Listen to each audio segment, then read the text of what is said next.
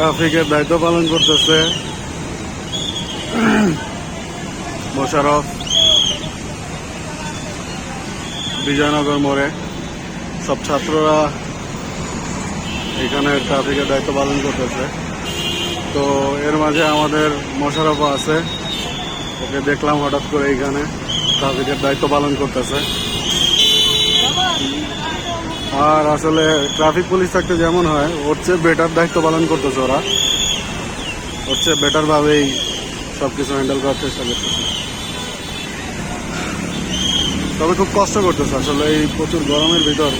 যে ওদিকে কিছু আছে রাস্তার ভিতর খাইতেছে, যারা দেখা যায় বাসায় এক গ্লাস পানি খায় না নিজের হাতে ঢাইলা, তারা দেখা যেতেছে যে রাস্তায় নাই মাঠ প্রচুর পরিমাণ কষ্ট করতেছে।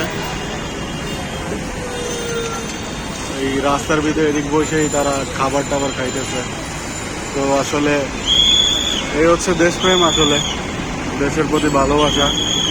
এই ভালোবাসা সবার থাকুক, সবাই আইন শৃঙ্খলা মেনে চলুক নিজের মতো করে, তাহলে ইনশাআল্লাহ সবার জন্যই ভালো।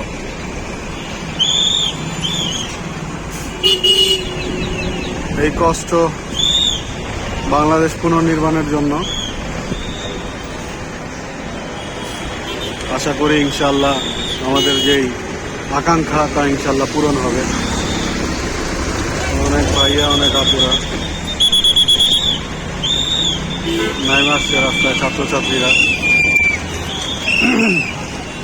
আল্লাহ সবাইকে হেফাজত করুক। খুব সুন্দরভাবে তারা দায়িত্ব পালন করতেছে।